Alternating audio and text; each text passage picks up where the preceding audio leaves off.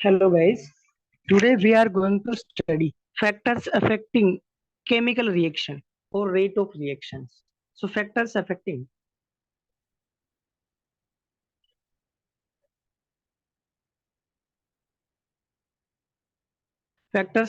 rate of reaction. First अगर अपन बात करें तो फर्स्ट फैक्टर अपना concentration.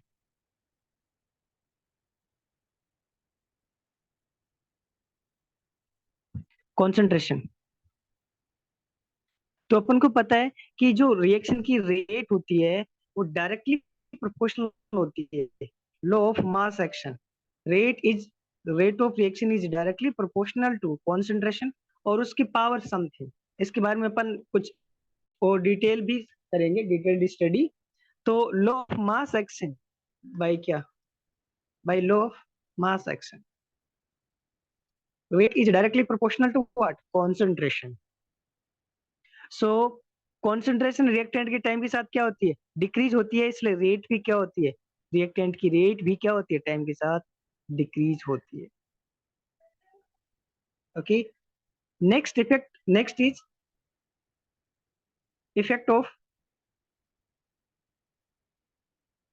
Temperature. Effect of temperature, temperature का क्या इफेक्ट पड़ेगा, राइट? इसको अपन अपना डिटेल्ड में स्टडी करेंगे। जैसे एरिनेस इक्वेशन होती है ना, k equals to A e to the power minus E A by R T, है ना। रेट कांस्टेंट पे अपन ने केमिकल इक्विलिब्रियम में पढ़ा था ना क्या, कि जो के इक्विलिब्रियम की वैल्यू होती है वो किसी पे डिपेंड नहीं करती गिवन रिएक्शन के लिए। गिवन रिएक्शन के लिए ओनली फैक्टर होता है क्या? टेम्परेचर, जिससे के इक्विलिब्रियम की वैल्यू क्या होती है? इफेक्ट होती है, अदरवाइज ये इफेक्ट नहीं होता है। सिमिलर चीजें अपन है ना डिटेल्ड स्टडी करेंगे कि इफेक्ट अरिनेस इक्वेशन वगैरह क्या होती है। नेक्स्ट है कि यार जो नेचर है, नेचर ऑफ, थर्ड पॉइंट है nature of reactant and product.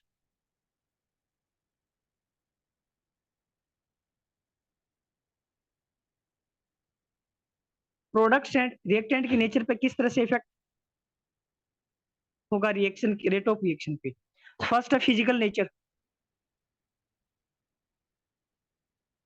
चीज फिजिकल नेचर। देखो अगर यार गैसियस स्टेट है तो रेट सबसे ज्यादा होगी। क्यों? क्योंकि यार कोलिजन उतना ही ज्यादा होगा, है ना। और जितना अच्छा कोलिजन होगा, जितना इफेक्टिव कोलिजन होगा, रेट ऑफ रिएक्शन क्या होगी? ज्यादा। फिर लिक्विड स्टेट में होगी और सबसे कम किस में होगी? सॉलिड स्टेट में, क्योंकि इसमें मूवमेंट बहुत स्लो होता है।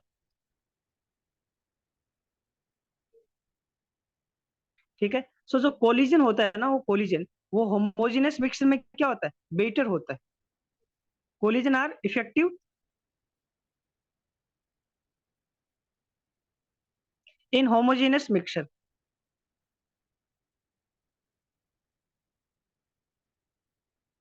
Then heterogeneous.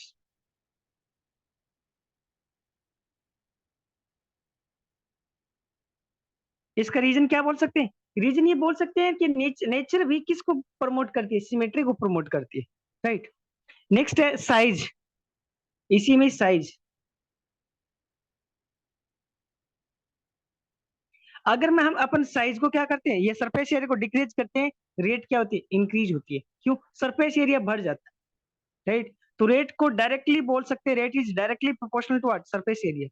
अगर साइज छोटी होगी, सरफेस एरिया क्या होगा? बढ़ेगा, और रेट भी क्या होगी? ज्यादा बढ़ेगी। इसका एग्जांपल अपन बोल सकते हैं बर्निंग ऑफ कोल। अगर कोल का, वुड का एक बहुत बड़ा पार्ट है, इसको बर्न करें और इस वुड को एक चॉपिंग करके पार्ट करें, मतलब इस तरह से टुकड़े टुकड़ों को ना इसको बर्न करें, कौन इफेक्टिव जलेगा? चॉप्ड जो वुड है वो अच्छे से जलेगी। क्यों? कि इसमें सरफेस एरिया बहुत होगा, ऑक्सीजन का कॉन्टेक्ट हर जगह होगा, राइट। और अच्छे से क्या होगा? बर्न करेगा। रादर देन ये, इसको टाइम लगेगा burn, right.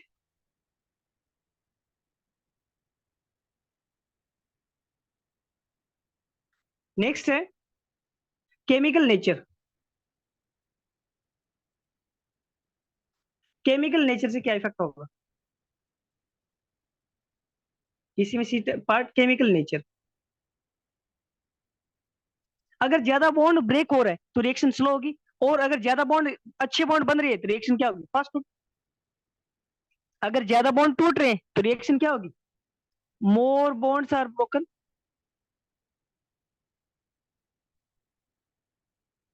In that case, rate will be what? Rate will be slow, right? If better bond or more bond with more strength is forming, then rate of reaction will be what? Will be more. Uh, क्या होगा कि यार अगर ज्यादा bond टूट रहे हैं तो एनर्जी अपन को क्या ज्यादा देनी पड़ेगी। डेल्टा जी इक्वल्स टू क्या होता है? Delta H minus T delta S.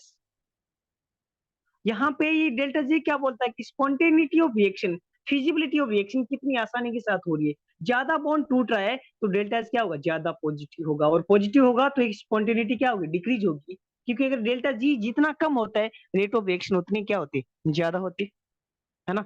अगला है इफेक्ट ऑफ कैटलिस्ट। इसके बारे में अपन डिटेल्ड स्टडी करेंगे, है ना। फोर्थ फैक्टर है इफेक्ट ऑफ कैटलिस्ट। इसकी भी अपन क्या होगा आगे थोड़ा सा चैप्टर को प्रोसीड होने दो, उसको भी अपन डिटेल में स्टडी करेंगे। इफेक्ट ऑफ कैटलिस्ट क्या होता है अपन को पता ना कि कैटलिस्ट क्या करता है। Positive catalyst lowers activation energy, whereas negative catalyst, positive catalyst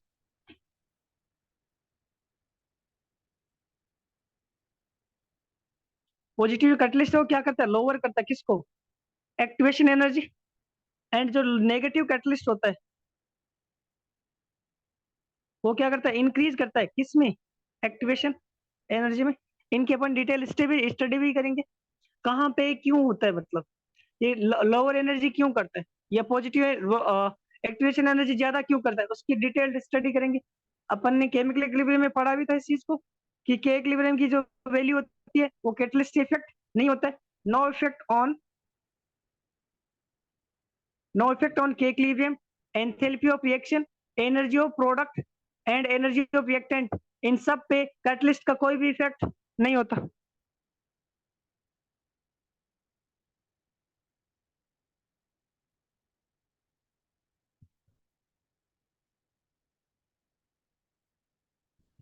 अपन जो फर्स्ट फैक्टर था effect of concentration, we will study in detail, that part will be studied in what? Detailed. First effect of concentration. Effect of concentration, concentration किस तरह से depend करती है ना, इसको अपन बोलते क्या है वैसे? रेट लो। क्या बोलते? रेट लो। इसके अकॉर्डिंग क्या होती है? जो रेट होती है वो डायरेक्टली प्रोपोर्शनल होती है कॉन्सेंट्रेशन की पावर कुछ N, where this n is known as what? Order of reaction। Order of reaction क्या? Order of reaction. अगर ये प्रोपोर्शनलिटी है साइन हटाएं तो क्या होगा? पीछे कौन कुछ कांस्टेंट आएगा, और कॉन्सेंट्रेशन की पावर एन। अब बात करें तो ये कि के क्या है ना, के के बारे में बात करें तो के क्या है? ऑर्डर के बारे में भी डिटेल स्टडी करेंगे, थोड़ा वेट करो। के क्या है? इसको बोलते हैं अपन rate constant,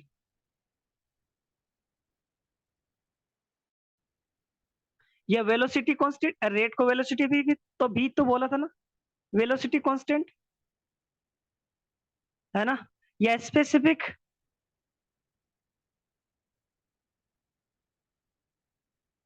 rate constant,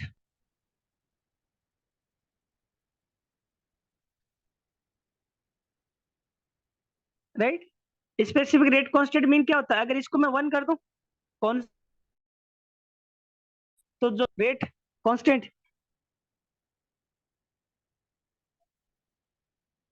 right. अगर अपन इस के की बात करें तो के डिपेंड किसका करेगा? अगेन ये क्या है? कांस्टेंट है। जैसे के इक्विलिब्रियम होता है वैसे ये, तो it depends upon only and only temperature for a given reaction. अगर स्टोइशियोमेट्री कोफिशिएंट सेम रह रहा है तो के किस पे डिपेंड करेगा? Depend only on, depends only on temperature for a given reaction, provided कि stoichiometric coefficient of that reaction remains constant.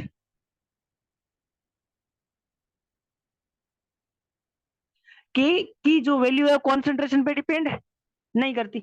अब अगर अपन बात करें कि यार इसकी यूनिट क्या होगी, हैं इसकी यूनिट क्या होगी, unit of rate constant k equals to है क्या, रेट डिवाइड बाय कॉन्सेंट्रेशन की पावर एन। ये कैसे लिख दिया मैंने, फ्रॉम दिस इक्वेशन, इस इक्वेशन से बता सकते हैं क्या, k equals to rate divide by concentration की पावर एन। तो यहां से रेट की यूनिट क्या होती है, रेट होता क्या है, कॉन्सेंट्रेशन डिवाइड बाय टाइम है, और नीचे कॉन्सेंट्रेशन की पावर क्या है, यहां से इसकी यूनिट क्या हो जाएगी, कॉन्सेंट्रेशन की पावर 1 - n, और टाइम की पावर क्या हो जाएगी, टाइम की पावर इनवर्स -1, रेट कांस्टेंट हो जाएगा। अब अपन को पता है कॉन्सेंट्रेशन को किस में लिखते हैं, मोल पर लीटर में, मोल पर लीटर में 1 - n, और टाइम की यूनिट क्या रखते हैं, जनरली सेकंड रखते हैं, सेकंड इनवर्स, ये यूनिट हो जाएगी। अगर मैं बोलूं कि n इक्वल्स टू 1 है, उसका मीन क्या होता है, that is first order reaction. तो k की यूनिट क्या हो जाएगी बताओ, unit of k would be equal to what, mole, n को 1 पुट कर दो यार, तो ये क्या हो जाएगा, मोल पर लीटर, तो 0 हो जाएगा, मीन्स बचा ही नहीं, और सेकेंड इनवर्स, तो यूनिट क्या हो जाएगी, सिंपली टाइम इनवर्स। और टाइम इनवर्स क्या हो सकता है, सेकेंड इनवर्स या मिनट इनवर्स। इसी की जगह if I put n equals to 2, means कौन सा order reaction, 2 means second order reaction.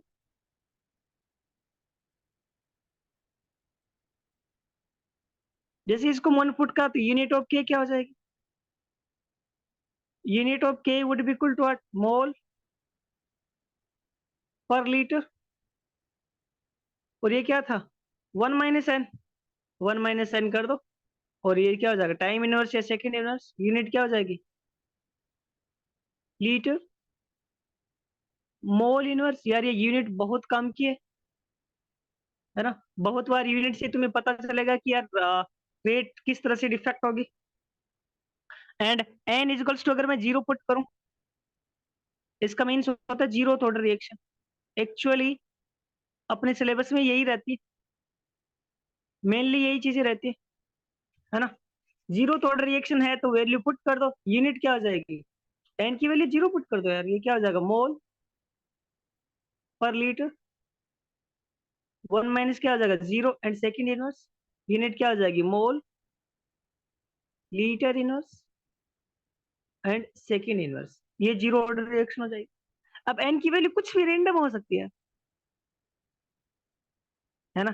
अब अपन है ना ऑर्डर के बारे में डिटेल स्टडी करेंगे यार, कि ये ऑर्डर क्या था, कहाँ, रेट लो में, इसको बोलते क्या अपन, रेट लो, कि यार किसी भी रिएक्शन की रेट कॉन्सेंट्रेशन पे किस तरह से इफेक्ट हो रही है, इसी को क्या बोलते हैं अपन, रेट लो। इस ऑर्डर की डिटेल स्टडी करेंगे कि ऑर्डर क्या है, डेफिनेशन क्या है उसका, किस तरह से डिफाइन करेंगे, right. So order, that is n, it is sum of, it is sum of the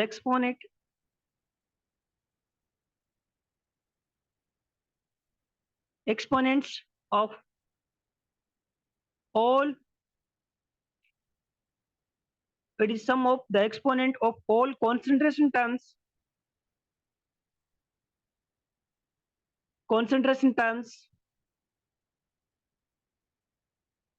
which are there in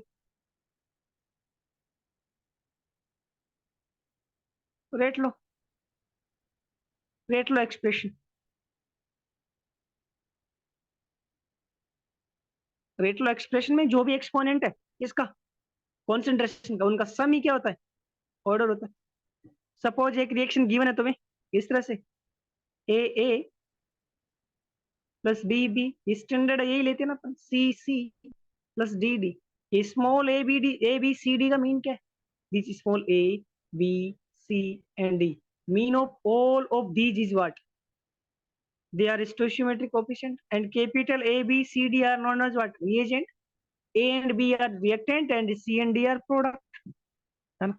सो इसका अगर रेट, अगर अपन बात करें तो रेट किस तरह से हो जाएगा, रेट इज टू के, ए की कुछ पावर आ रही है क्या, N1, बी की कुछ पावर आ रही है N2, है ना, सी की कुछ पावर आ रही है N3 और डी की कुछ पावर आ रही है N4। यहाँ पे ऑर्डर क्या हो जाएगा, सबका addition, N1 plus N2 plus N3 plus N4। यहाँ पे अगर मैं बोलूं कि यार इस N1 का मीन क्या है, N1 का मीन है कि order of reaction with respect to reactant A. N2 का मीन क्या है, order of reaction with respect to B. N3 का मीन क्या है, कोई बताएगा, order of reaction with respect to C. और N4 का मीन क्या है, order of reaction with respect to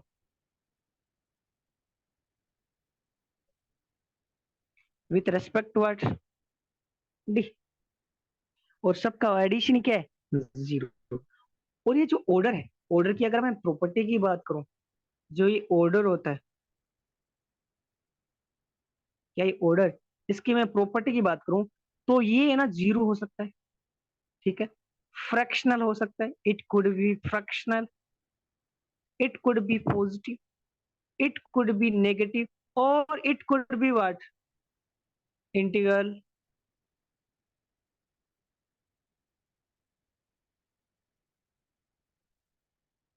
this is experimentally determined quantity, experimentally determined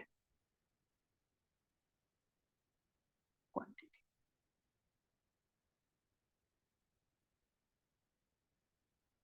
right.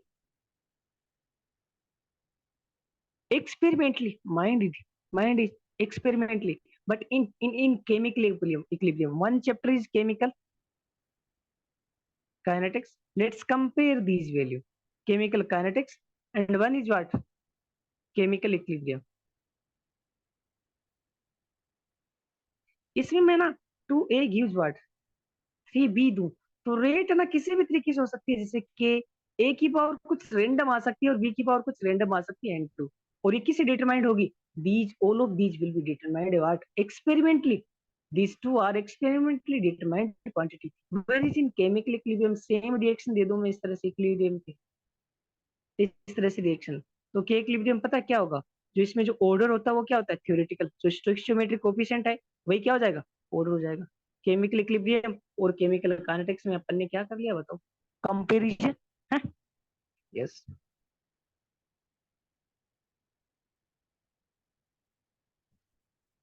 कुछ कुछ एग्जांपल देता हूँ, जैसे मैं अगर मैं बात करूं, जैसे एक इनऑर्गेनिक की रिएक्शन लिखते हैं, Br- plus BrO3 minus in acidic medium, इससे क्या मिलता है अपन को, Br2 plus H2। Balance reaction में लिख दो लो, ये रेडॉक्स रिएक्शन है, ये रेडॉक्स रिएक्शन है ना, इसको बैलेंस करने की कोशिश करना, this is balance reaction now. अब अगर मैं बात करूं इसमें, रेट पता है क्या होता है, इसमें in this case rate is equals to K concentration of Br minus concentration of BrO3 minus and concentration of what, H2। इसको स्टोइकियोमेट्रिक कोफिशिएंट से कोई लेना देना नहीं है, इसको रेट लॉ में जो ऑर्डर है, सो ऑर्डर क्या हो जाएगा बताओ इसको, टोटल पावर कितनी होगी, N1 N2 N3 तीनों ही क्या है, 1, order would be equal to 3, है ना, समझ आए। अगला फर्स्ट ऑर्डर का अगर मैं एग्जांपल दूं, 2N2O5, ये जब ब्रेक होता है ना तब क्या बनाता है, गैसियस NO2 प्लस O2, दोनों गैसियस स्पीसी है। और ये कौन सी ऑर्डर रिएक्शन होती है, फर्स्ट ऑर्डर रिएक्शन होती है, कि N2O5 फर्स्ट ऑर्डर रिएक्शन, ठीक है। एक होता है ओजोन वाली रिएक्शन, किसकी, ओजोन की रिएक्शन, ये थोड़ी पॉपुलर एक रिएक्शन है वैसे, O3 गिव्स 3O2। इसका जो रेट होता है वो पता है क्या होता है, के O3 की पावर 2 और O2 की पावर -1। ऑर्डर बताओगे टोटल क्या है बताओ, N1 प्लस N2, ऑर्डर क्या होगा इसका, 1, फर्स्ट ऑर्डर रिएक्शन। ऑर्डर ना कॉम्प्लेक्स भी हो सकता है, इन सम केसेस ऑर्डर को डिफाइन भी नहीं कर सकते, जैसे H2 plus Br2 gives 2HBr। In this reaction rate क्या होता है बताओ, K1 H2 की पावर क्या होती है 1, Br2 की पावर हाफ,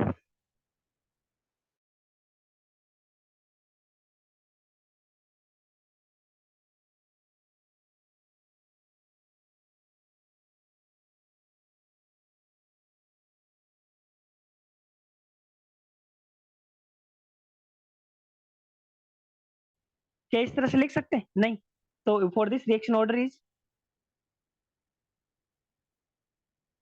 नॉट डिफाइंड, है ना, ऐसी रिएक्शन के लिए ऑर्डर डिफाइन ही नहीं। सो यहाँ से एक बहुत मेन पॉइंट, यह रिएक्शन का स्टोइचियोमेट्रिक कोफिशिएंट ये 1 1 था ना, और ऑर्डर से कोई लेना देना नहीं है, इसका 2 था स्टोइचियोमेट्री, इसका रेट क्या, ऑर्डर क्या है 1।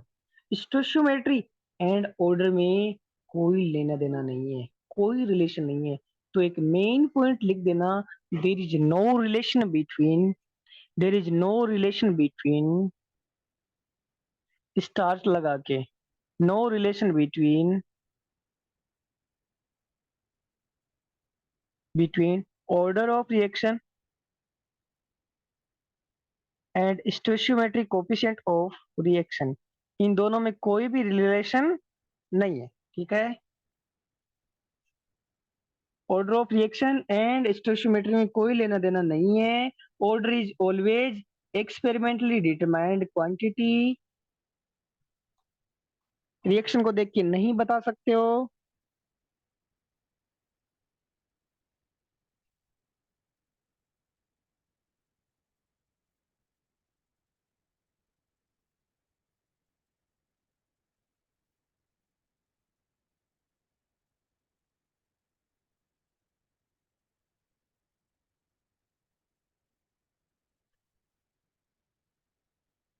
इसके एक एग्जांपल देता हूं मैं,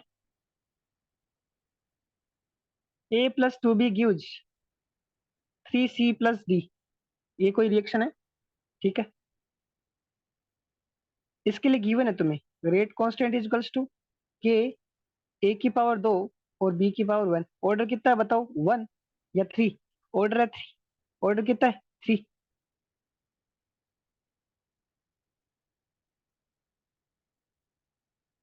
अगर इसी रिएक्शन को मैं किस तरह लिख दूं, 6A+12B गिव्स 18C+6D, इस तरह से लिख दिया, तब ऑर्डर को तब रेट एक्सप्रेशन मैंने इसी तरह से लिखा है कि K1 A की पावर N1 और B की पावर N2, तो ये बताओ कि K1 और K एंड K1 में क्या रिलेशन होगा, है ना, K1 में K1 में क्या रिलेशन होगा, और X एंड Y में क्या रिलेशन होगा।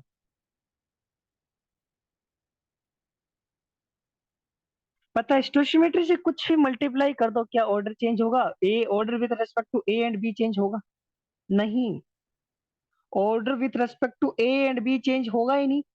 तो ऑर्डर ऑर्डर था यहाँ पे 2, इसको किसी से भी मल्टीप्लाई करो ऑर्डर वही रहेगा अभी 2, और इस ये ऑर्डर क्या रहेगा, ये ऑर्डर भी सेम रहेगा, N2 = 1, ये ऑर्डर सेम ही रहना है, कुछ भी चेंज कर दो यार, चेंज होना ही नहीं है। बट अपन ने कल एक चीज पढ़ी थी क्या, ये जो रेट कांस्टेंट होता है ना, वो क्या होता है, ओवरऑल रिएक्शन के लिए होता है, रेट ऑफ रिएक्शन के लिए, तो यहाँ पे क्या हो जाएगा के,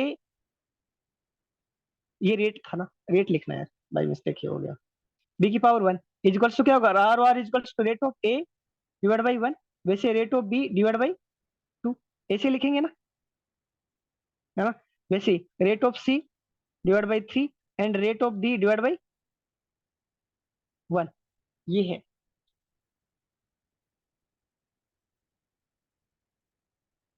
ठीक है ना। तो यहाँ से RA क्या आ गया अपने पास, K A की पावर 2 और B की पावर 1।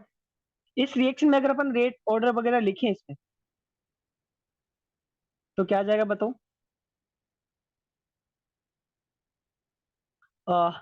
K1 A की पावर, ऑर्डर सेम रहना है यार, ऑर्डर चेंज नहीं हो सकता, है ना, ऑर्डर चेंज होना ही नहीं है, यहाँ पे 2 हो जाएगा, B की power 1, R equals to rate of A divide by 6, rate of B divide by 12, यही लिखा था ना कल, rate of C divide by 18 and rate of D divide by 6।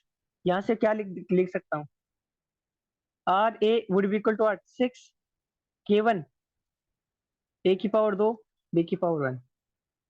सो अब मैं इक्वेशन, ये 2 है और ये इक्वेशन 1 है, इक्वेशन 1 और 2 से बोलो तो ये चीज तो क्या सेम है मेरा।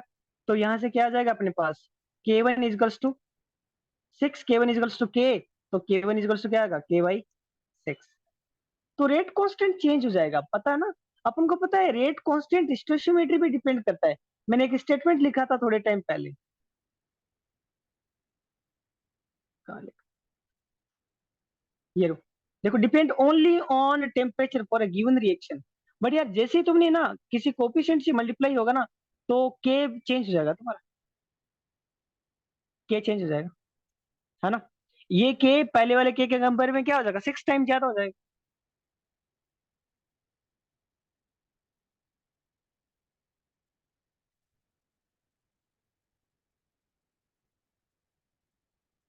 है ना।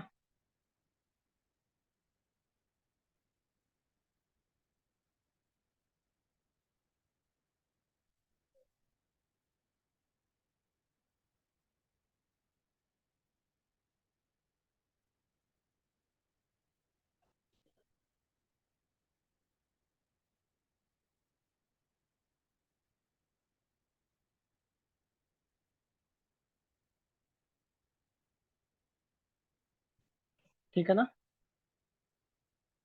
तो जैसे ये कोफिशिएंट से मल्टीप्लाई करेंगे तो ये इसको क्या बोलेंगे अपन, इफेक्टिव के। ये क्या है, इफेक्टिव के। यहाँ पे जो के आएगा उसको क्या, ये के कौन सा आता है हमेशा, इफेक्टिव के आता है, कौन सा आता है, इफेक्टिव। जेई मेन में एक बार आ चुका है इसी पे क्वेश्चन। दूसरा ऑर्डर के लिए एक मैं चीज लिखूं, तो जो एक सिंपल, देखो अगर सिंपल फॉर ऑर्डर, सिंपल है, एलिमेंट्री रिएक्शन है, या सिंगल स्टेप रिएक्शन है, सिंपल एलिमेंट्री या सिंगल स्टेप रिएक्शन है, उसके लिए ऑर्डर और स्टोइचियोमेट्रिक कोएफिशिएंट दोनों क्या होगा, इक्वल होगा,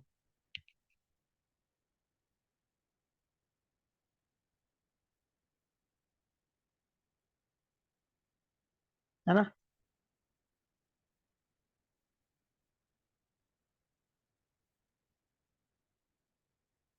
तो सिंपल रिएक्शन के लिए ऑर्डर और स्टोइचियोमेट्रिक कोएफिशिएंट क्या है, सेम। ए गिव्स बी, तो यहाँ पे स्टोइचियोमेट्री क्या है 1, तो यहाँ पे सिंपली बोल सकते हैं कि ए की पावर 1। क्यों, ये सिंपल एलिमेंट्री रिएक्शन गिवन है, इसलिए अपन बता पाते हैं कि ऑर्डर और स्टोइचियोमेट्री क्या आएगा, सेम। अगर सिंगल स्टेप एलिमेंट्री या सिंपल रिएक्शन है तब भी बताना, अदरवाइज नहीं बता पाएंगे, ठीक है। सो ये अपना ऑर्डर के बारे में हो गया है। नेक्स्ट क्लास में, in next class we will study about molecularity and order of reaction, molecularity and order of reaction, ठीक है। और उसके बाद अपन जीरो ऑर्डर रेट लो के बारे में, उसकी क्या काइनेटिक्स होती है, किस तरह से रेट अफेक्ट करती है, उसके बारे में अपन डिटेल्ड स्टडी करते हैं। चलो, थैंक यू।